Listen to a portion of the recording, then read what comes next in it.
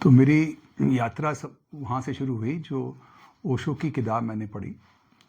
और उसके पहले मैं बहुत नास्तिक था। मतलब घर में तो बहुत ज़्यादा पूजा पाठ और ये सब, और मैं तो बिल्कुल उसके अगेंस्ट में बोलता नहीं, इसका ये जो पूजा पाठ आप कर रहे हैं इसका रिजल्ट मुझे कहीं दिखाई नहीं देता है, तो जब तक रिजल्ट नहीं दिखाई देगा मैं नहीं मानूंगा। और ये परमात्मा वगैरह कुछ होता नहीं है, मतलब फिर मैं पूरा अगेंस्ट में ही आ गया था, नास्तिक ही पूरा ही। फिर मैंने वो ओशो की किताब पढ़ी, और उस किताब को पढ़कर मुझे महसूस हुआ नहीं कुछ बात तो है, किंतु अभी तक भी जो भी चीज़ थी वो बौद्धिक लेवल पर थी, मेरा खुद का कोई एक्सपीरियंस नहीं था। फिर मुझे मेरे गुरुजी मिले, मदन चंद भुतोड़िया, और वो वहाँ पर हम गए थे मेरे वाइफ के इलाज के लिए। तो वो नेचुरल मतलब एक्यूपंक्चर और इस तरह के उन्होंने डॉक्टर भी थे। वहाँ पर मैंने उनसे ध्यान सीखा, और जब मैं उनके साथ ध्यान कर रहा था, सिर्फ दूसरी बार ही, पहली बार में तो कुछ समझ में नहीं आया, पर दूसरी बार जब मैं ध्यान कर रहा था तो मेरे पूरे बॉडी में कहीं से एनर्जी आके पूरे बॉडी में बहुत प्रेशर डालने लग गई। ये हाथ तो ऐसे लग गया, इससे भारी हो गया कि पता नहीं कितना वजन इसमें पड़ा हुआ है। तो मुझे लगा कोई बात तो है भाई, ये बात तो ऐसे फेंक देने वाली नहीं है कि परमात्मा नहीं है, कुछ तो बात है। फिर ध्यान धीरे धीरे करता रहा, मैं करता रहा। फिर ओशो के साथ भी, उनके जो संस्था है उनसे भी काफ़ी जुड़ा मैं। और फिर बस अब तो मेरे गुरुजी जो हैं वो 2015 में शरीर छोड़ दिया उन्होंने, और उसके बाद मेरी यात्रा चली रही है। हाँ। तो कोई प्रश्न जिसमें हम हाँ, बात कर प्रश्न सकें? तो क्या है ना, जब तक बुद्धि है उसकी खुजली है वो चलती रहेगी। तो हाँ, वो जो प्रश्न ये है कि आपकी किताब मैं पढ़ रहा था, ओशन ऑफ द बी, उसमें आपने ये ब्रेन और मन मन जिसको Mind. इंग्लिश में, हाँ, मन, उसके बारे में थोड़ा सा और मुझे विस्तृत समझाइए कि क्या रिलेशन है इनका, और मन को ही थोड़ा और डीप से, कि मन आखिर क्या होता है। क्योंकि ये कहा जाता है कि मन को साध लिया तो सब सज जाता है। तो ऐसा क्या है मन में कि उसको साधा जा सके, और जब ये कहा जाता है कि मन को वश में करो, तो वश में करने का यहाँ क्या मतलब है? तो डांस ऑफ द बी में मैंने दो टर्म्स का इस्तेमाल किया है, एक ब्रेन और एक माइंड। माइंड, हाँ। और इन दोनों की मदद से मेरे ख्याल से हम ये बातें समझ सकते हैं। तो ब्रेन का मतलब उसमें जो मैंने एक्सप्लेन किया कि एक तो फिजिकल स्ट्रक्चर, जैसे न्यूरोलॉजिस्ट कहते हैं ना कि कितने 80 बिलियन या कितने सेल्स हैं, गिन ही रहे हैं अभी, वो फिर कुछ साल बाद फिर बढ़ा देते हैं कि इतने नहीं इतने। तो पहले बोलते थे कि वो ब्रेन केवल यहीं है खोपड़ी के अंदर, अब बोल रहे हैं कि वो हमारे जीआई ट्रैक में भी है, मोटी आंत वगैरह वगैरह, ये जो खाने का जो पूरा सिस्टम है, इसमें भी कई मिलियन न्यूरॉन्स हैं। तो सेकंड ब्रेन बोलने लग गए हैं उसको। और जब बोलते हैं कि गट फीलिंग, मेरी गट फीलिंग ऐसी थी, तो शायद सही बोलते थे। लोग बोलते थे ना कि गट फीलिंग, तो वहाँ क्योंकि वो ब्रेन तो फैला हुआ है सभी जगह, फिजिकल ब्रेन भी। अब उस किताब में मैंने ये भी बात की है कि मेमोरी ब्रेन के पास एक तो लोकल मेमोरी है, जितना इस जन्म की यादें हमको हैं अभी, इसी जन्म की भी सभी यादें नहीं होंगी, अर्लीस्ट चाइल्डहुड और कुछ और चीज़ें हम भूल जाते हैं, लेकिन और भी यादें हो सकती हैं जो कि कभी कभी एक्सेसिबल होती हैं। संत लोग ये बोल सकते हैं कि पिछले जन्म की, लेकिन जो साइकोलॉजिस्ट हैं, ब्रेन साइंटिस्ट हैं, वो पिछला जन्म तो मानते नहीं, लेकिन वो ये कह सकते हैं कि रेशियल मेमोरीज, ह्यूमन रेस की मेमोरीज। एक R.D. लैंग थे साइकेट्रिस्ट, तो उन्होंने कहा कि मेरे पास एक ऐसा पेशेंट आया। अब वो कहते हैं कि बहुत सारे पेशेंट एक्चुअली संत की कैटेगरी के होते हैं, अच्छा, लेकिन मेडिकल लाइन में संत तो बोलते नहीं। किसी को संत जैसा कुछ हो जाए तो डिसऑर्डर ही बोलेंगे। तो क्या पता वो भी ऐसे ही केस था। तो कि उसकी जो मेमोरी वो एक्सेस कर रहा था वो रेशियल मेमोरी भी नहीं थी।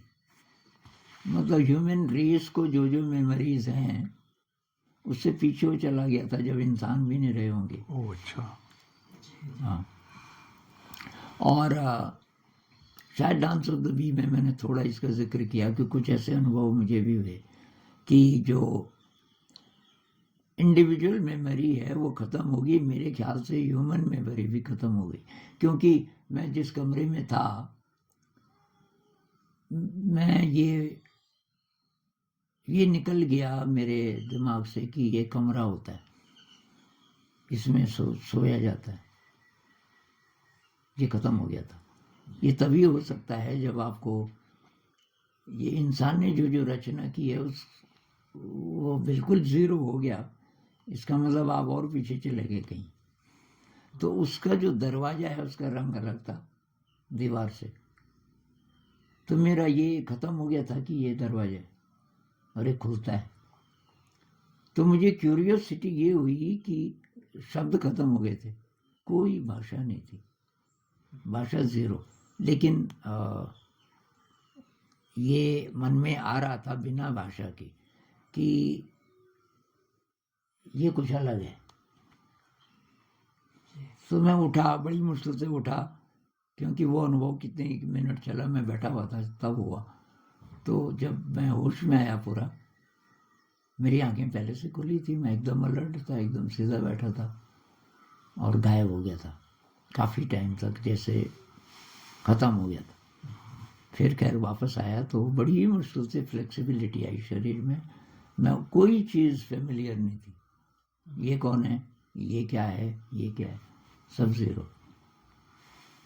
पर फिर भी मेरी क्यूरियोसिटी उसमें ज़्यादा हुई, दरवाजे में, कि ये कुछ अलग है। तो मैं उठ के गया, वो बाहर को खुलता था, कुंडी थी नहीं लगी हुई, और मेरा हाथ लगा और खुल गया। तो मुझे एकदम शॉक, जैसे मैं दीवार पे हाथ लगाऊं और दीवार वहां से खिसक जाए, क्योंकि ये खुलता है बंद होता है ये कौन। तो ब्रेन उसको भी एक्सेस कर सकता है, कहीं कहीं की मेमोरीज, रेशियल मेमोरीज हो सकती हैं वगैरह वगैरह। अब माइंड क्या है फिर, तो क्योंकि ये सारी किताब एक्चुअली तो आध्यात्मिक यात्रा के बारे में, डांस ऑफ द बी, उस एंगल से हम देखें तो माइंड है जो एनर्जी देता है। बिना एनर्जी के ये काम कर नहीं सकता ब्रेन। तो उसको वो इंटेलिजेंस देता है, हर प्रकार की एनर्जी जो जो चाहिए होगी ब्रेन को, फिलहाल इंटेलिजेंस बोल लेते हैं। तो ब्रेन के पास बहुत लिमिटेड इंटेलिजेंस है। ऐसा कह सकते हैं कि इंटेलिजेंस तो सारी की सारी माइंड की है, ब्रेन केवल यंत्र है। लेकिन ब्रेन को लगता है कि ये मेरी इंटेलिजेंस है, और वो माइंड को एक्सेस क्यों नहीं कर सकता, क्योंकि बीच में कोई लेयर है और वो पूरी ट्रांसपेरेंट नहीं है। यूँ कह लीजिए चाय की छलनी जैसी कोई लेयर है जो कि ब्लॉक हो गई है। जैसे हम चाय छानते गए और दो ही नहीं कभी, तो उसके छेद बंद हो जाते हैं लगभग। ऐसी कोई चीज़, बीच में कोई पर्दा है। उस पर्दे को मेरे ख्याल से अहंकार कहते हैं पुरानी भाषा में, हमारी भाषा में ये कह लो, या मैं का भाव, और वही अलग भी कर देता है। हमारी जो इंडिविजुअलिटी है जिसको हम सीमित कर देते हैं इस बॉडी माइंड से और इस दुनिया से, और मैं डेफिनेशन बना लेता हूँ, मैं, मेरा परिवार, ये सामान वगैरह वगैरह, इतनी मेरी प्रॉपर्टी। इसका कारण ये है कि मेरा जो माइंड की ओर जो मेरी दृष्टि है वो काम नहीं कर रही है। माइंड दे रहा है अपनी एनर्जी जितना दे सकता है, उतना ही दे सकता है जितना कि वो फिल्टर जरा क्लियर है। अब मान लीजिए किसी कारण से वो फिल्टर या तो बहुत उसके छेद खुल जाए, बहुत एक्सेसिबल हो जाए, या ऐसा लगे कि है ही नहीं फिल्टर। अब ब्रेन को कुछ करने की जरूरत नहीं। अभी दो स्थितियों में हो सकता है। एक तो ब्रेन स्टंड हो गया, कोई शॉक लग गया उसको, किसी प्रकार का ऐसा शॉक लगा कि ब्रेन काम ही नहीं कर रहा, तो उस समय शायद माइंड ही काम करेगा पूरा, जितना भी फंक्शन वो कर रहा है।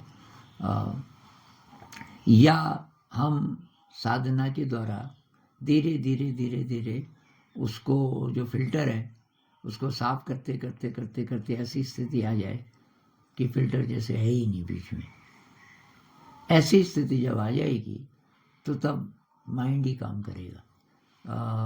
ऐसा कह सकते हैं कि तब मीरा नहीं कहती कि मैंने चाह कर रखो जी, कि ये बनवारी मुझे अपना नौकर बना लो, जो तुम बोलोगे वो मैं करूँगी, जो माइंड बोलेगा वो मैं करूँगा। ब्रेन जब ऐसे बोलने लगे और मैं ही ख़त्म हो जाए, मतलब मैं इतना इतना इतना इतना हूँ, वो सब सस्पेंड हो जाए, क्योंकि ये मेरा तो ये है असली, और ये तो अनंत है, माइंड अनंत है।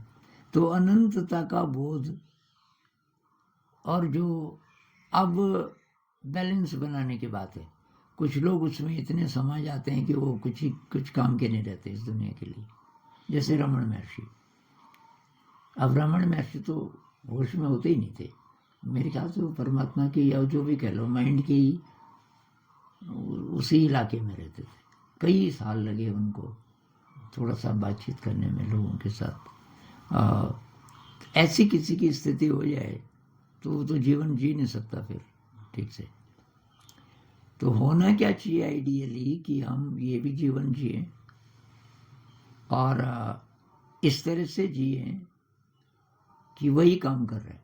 उसको माइंड बोलो, उसको परमात्मा बोलो, जो भी शब्द उसके लिए हो, हायर इंटेलिजेंस बोलो, हायर सेल्फ बोलो, वही काम कर रहा है। सुपर कॉन्शियसनेस सुपर कॉन्शियसनेस बोलो, तो वो तभी होगा जब हमें ये सरेंडर करना आ जाएगा, थोड़ा थोड़ा ही सही।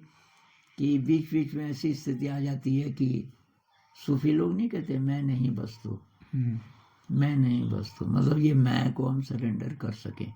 बीच बीच में ऐसी ध्यान में शायद ऐसा हो जाता है। आप बोल रहे थे ना कि जैसे कुछ है ही नहीं, ऐसा लगा कि कुछ नहीं है, तो वो कुछ नहीं है मतलब ईगो नहीं है, मतलब ये जो ब्रेन है कह लो, मन कह लो, वो नहीं है। मन का वो वाला हिस्सा, अब मन कहना जरा खतरनाक है, पर हम ये बोलें कि भाई मन, हम अलग अलग चीज़ों को बोलते हैं। मन का ये एक हिस्सा जो कि इल्यूजन में जी रहा है, भ्रम में जी रहा है। आमतौर पे जो लोग बहुत भारी भारी दौड़ में हैं, केवल उसी को ज़िंदगी मानते हैं। कॉम्पिटिटिव एग्ज़ाम है, ये वो है, ये सारे स्टूडेंट्स, तो उसको भी मन ही बोलेंगे। एक ये कि थोड़ा सा क्लैरिटी आ गई, अब थोड़ा सा रूप बदल गया उसका, और क्लैरिटी आ गई, और क्लैरिटी आ गई। तो ये भी हम कह सकते हैं कि एक और मेरी एनालॉजी है कि ज़िंदगी ऐसी है जैसे बहुत बड़ा घड़ा है, और उस घड़ा भरा है पानी से, ऊपर ऊपर पानी साफ है, लेकिन नीचे गंद की लेयर्स हैं। अब ध्यान से हम उसको हिलाना शुरू करते हैं तो गंद की लेयर्स बाहर निकलती हैं, जो विपस्सना मेडिटेशन में हम एक्सपीरियंस करते हैं। तो ये जो शुद्ध मतलब साफ पानी चाहिए।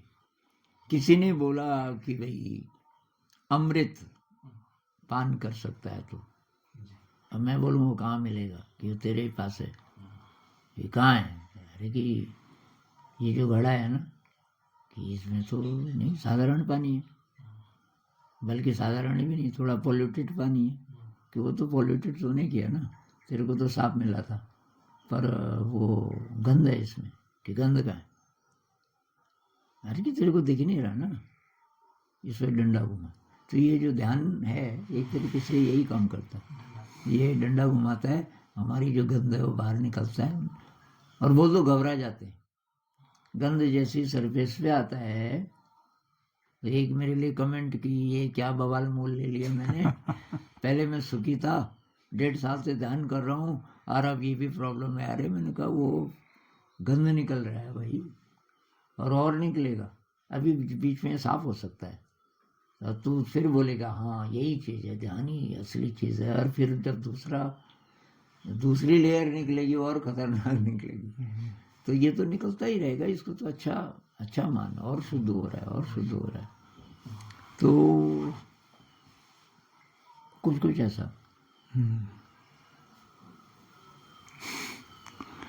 तो ये जो बोला जा रहा है कि मन सधे तो सब सधे, हाँ। तो मन को कैसे साधा जा सकता है? मैं इसको ये बोलूँगा कि मन प्योरीफाइड हो गया तो बस सब सद गया।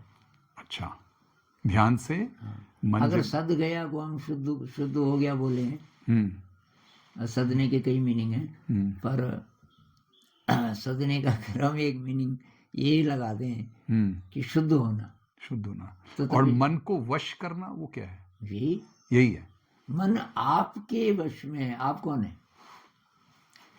भाई? जब हम बोलते हैं ना कि आपका मन, हाँ, तो आप कौन है? तो आप कौन है? आप मतलब मन नहीं है। हाँ, फिर क्या है हम? भाई मैं बोलूं कि मेरी शर्ट, इसका मतलब मैं शर्ट नहीं हूँ, मैं शर्ट का मालिक हूँ।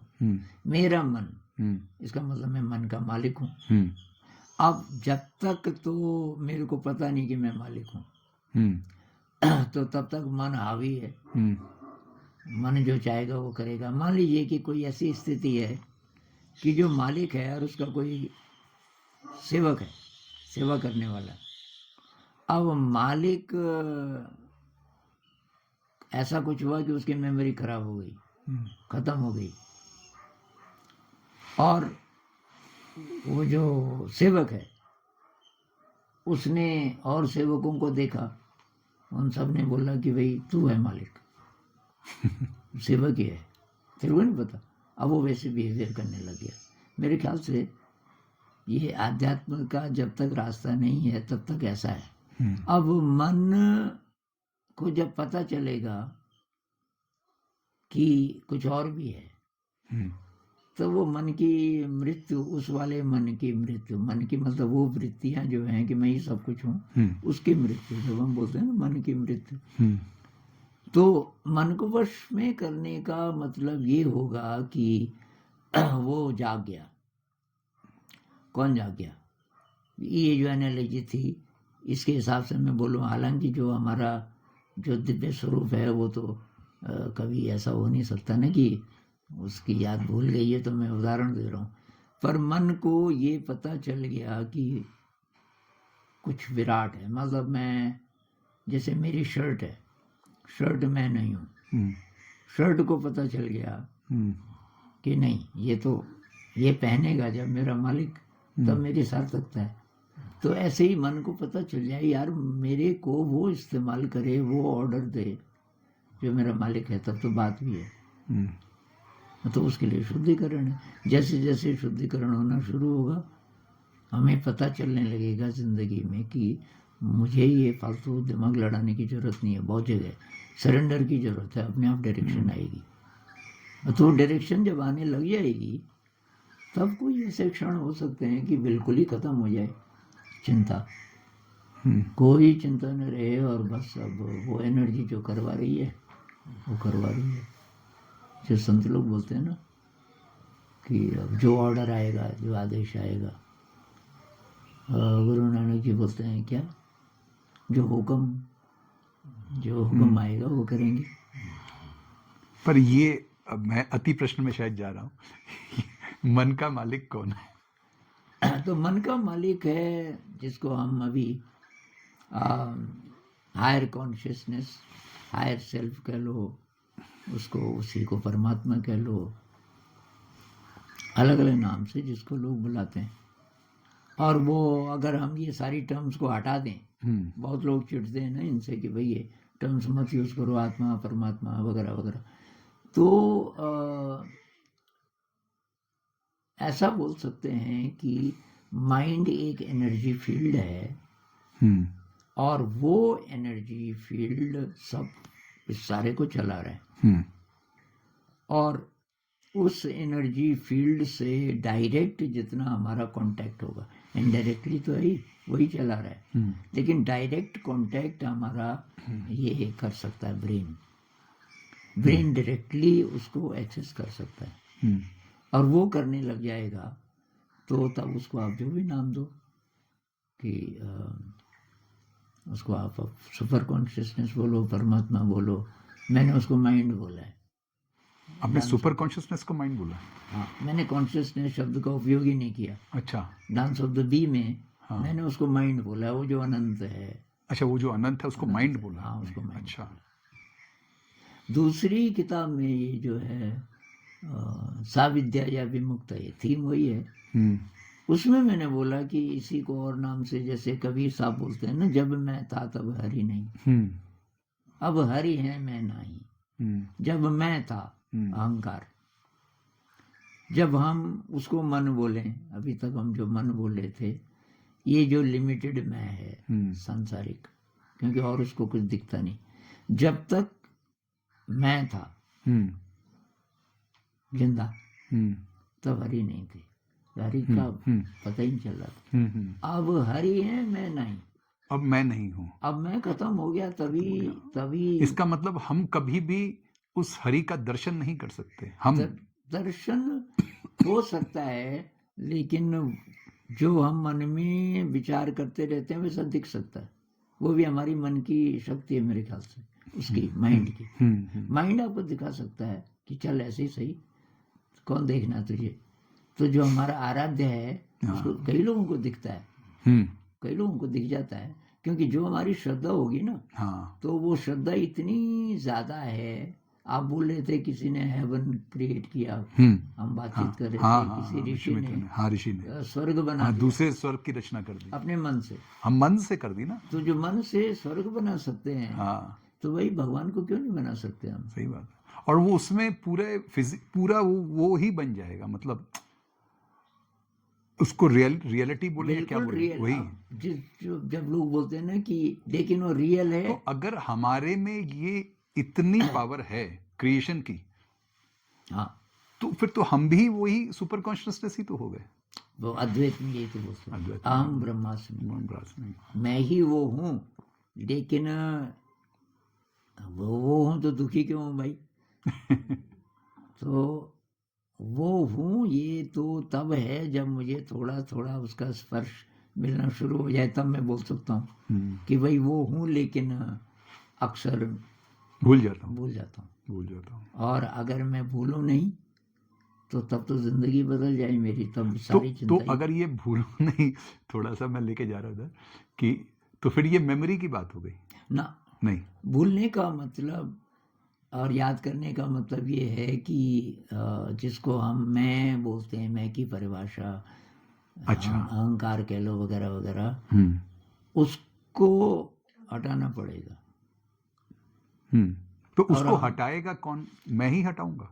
उसको साधना हटाएगी। साधना करते करते वो खुद ही हट जाएगा। वह साधना करते करते करते करते जैसे जैसे उसका स्पर्श मिलेगा किसी हायर एनर्जी कह लो, इंटेलिजेंस कह लो, तो वैसे वैसे ये ज़्यादा रिसेप्टिव खुद ही हो जाएगा। एक्चुअली उसको चाहिए तो वही मन को क्या चाहिए? खुशी चाहिए। अब वहाँ उसको सीधे ही खुशी मिल रही है बिना किसी चीज़ के, तो वो तो शॉर्टकट हो गया ना वही। तब उसको पता चलेगा यार ये तो सोर्स यहीं पे है, तो फिर वो ये हबड़ दबड़ छोड़ देगा, फिर वो वही करेगा कि कैसे एक्सेस करें, इसका क्या तरीका है। तो तरीका वही है भाई, आप मन को शांत कर लो, और तो ये सारा मार्ग उसी के बारे में अध्यात्म का देखा जाए तो।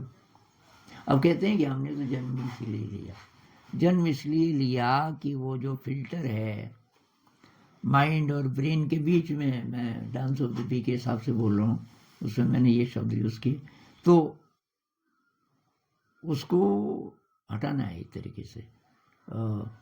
हमारा अपनी असली स्वरूप से सीधा कांटेक्ट होने लगे।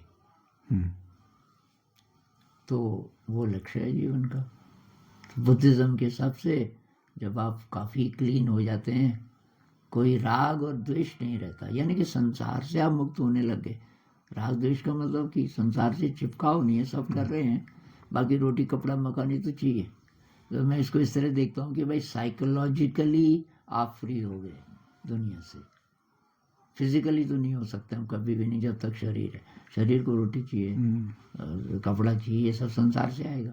सांस चाहिए, ये तो सब बाहर से ही आ रहा है, मैं थोड़ी क्रिएट कर रहा हूँ ऑक्सीजन, ये तो बाहर से आएगा ही आएगा। तो वो तो है, लेकिन साइकोलॉजिकली मेरी चॉइस है। अगर मुझे अकल आ जाए तो आई कैन बी, साइकोलॉजिकली मैं फ्री हो सकता हूँ दुनिया से। साइकोलॉजिकली मतलब कि मुझे अपनी डेफिनेशन को, अच्छी डेफिनेशन को कायम रखने के लिए लोगों के ओपिनियन की ज़रूरत है। ये साइकोलॉजिकल डिपेंडेंस हो गई। कोई वाह वाह बोले, कोई बोले ना, लोग चाहिए आपको, लोगों से फ्री नहीं हुए। कोई बोले ये विद्वान आदमी है, ये ऐसा है, ये ऐसा है, तो कोई जो संसार है वो महत्वपूर्ण मान लिया आपने। तो संत लोग कहते हैं ना कि अपनी नज़र में आप कैसे हो, सबको एक तरफ रख दो। और कैसे? अपनी नज़र में बिना किसी बाहरी चीज़ से कंपेयर किए, कि जो दुनिया का वैल्यू सिस्टम है, जो मॉरल सिस्टम है, जो धर्म ने आपको सिखाया, किसने सिखाया, ये तो सब बाहर से आया ना। ये सबको हटा दो, अब रह गए आप। अपनी नज़र में अगर आपको लगता है कि मैं ठीक हूँ, बस। हाँ, वो तभी हो सकता है जब मेरा कांटेक्ट हो रहा है मेरे हायर सेल्फ से, नहीं तो वो हिम्मत कहाँ से आएगी, वो शक्ति कहाँ से आएगी कि मैं ठीक हूँ। वो जिसके पास कुछ भी नहीं है, रोटी कपड़ा मकान है पर और कुछ नहीं है, बिल्कुल साधारण आदमी है, कोई भिखारी जैसा दिखाई दे रहा है संत, जिसको हम संत बोलते हैं, पर उसके पास है कोई साधन नहीं है, ये नहीं है, कोई जानता भी नहीं, लेकिन वो उसके संपर्क में है। तो कोई उसको बोले भाई तेरे को कुछ चाहिए, बोलेगा भाई मेरे पास तो सब कुछ है। अब तेरे को चाहिए तो मैं रास्ता बता सकता हूँ।